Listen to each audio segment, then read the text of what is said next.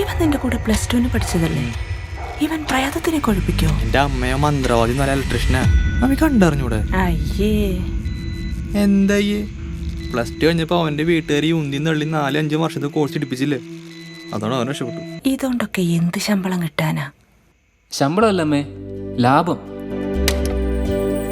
ഇനി പ്രകാശിക്കട്ടെ നിങ്ങളുടെ സ്വപ്നങ്ങൾ. വിക്ടറി ITI ഷൊർണൂർ അഡ്മിഷൻ ആരംഭിച്ചിരിക്കുന്നു.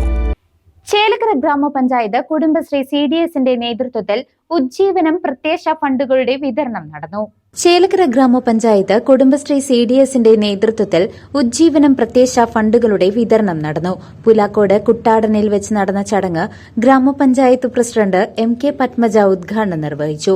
സംവിധാനം വന്ന് കുടുംബശ്രീ തലത്തിൽ മാത്രമല്ല അവരുടെ കുടുംബത്തിന് പോലും വരുമാനം ഉണ്ടാക്കുന്ന രീതിയിലാണ് നമ്മുടെ ഇന്നത്തെ ഈ പരിപാടി ആവിഷ്കരിച്ചിരിക്കുന്നത്. നമുക്കറിയാം, ഒരു വയ്യാതായിട്ടുള്ള അല്ലെങ്കിൽ ഒരു തീരെ വയ്യാത്ത ഒരാൾക്ക് ആ കുടുംബം അവരെ കൊണ്ടുപോകാൻ, അതായത് രക്ഷിതാക്കൾക്കൊന്ന് പണിക്ക് പോകാനോ അതല്ലെങ്കിൽ വരുമാന മാർഗമായിട്ടുള്ള ഇതിന് ജീവിതം മുന്നോട്ട് കൊണ്ടുപോകാനോ കഴിയാത്ത ഒരവസ്ഥയിൽ ഈ വിധത്തിലുള്ള പ്രത്യാശ എന്നുള്ള പദ്ധതി ഏറെ സഹായകമാണ്.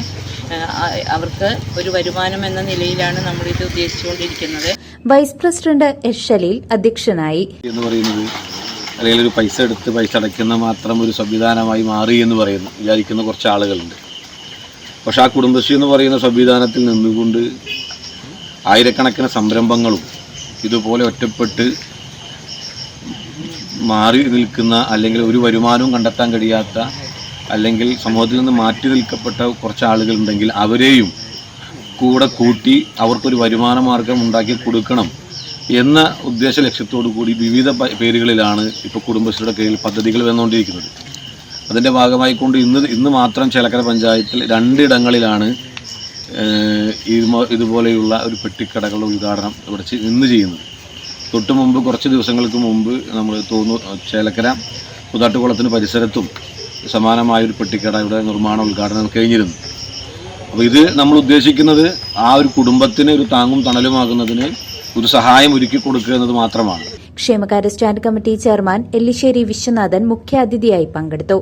വാർഡ് മെമ്പർമാരായ Beena Mathew, Ambika, Kudumbashree CDS chairperson Shobhana Thankappan, VEO, കോർഡിനേറ്റർമാർ, ADS അംഗങ്ങൾ എന്നിവർ ചടങ്ങിൽ പങ്കെടുത്തു. സഹോദരിമാരെ, സാമ്പത്തിക പുരോഗതി കൂടി കൈവരിക്കുന്നതിനാവശ്യമായ ഒരു പദ്ധതി എന്ന നിലയ്ക്ക് കുടുംബശ്രീ മിഷൻ വഴി നമ്മുടെ സംസ്ഥാനത്തെ എല്ലാ പഞ്ചായത്തുകളിലും നടപ്പിലാക്കി വരുന്ന ഒരു പദ്ധതിയാണ് പ്രത്യാശ പദ്ധതി.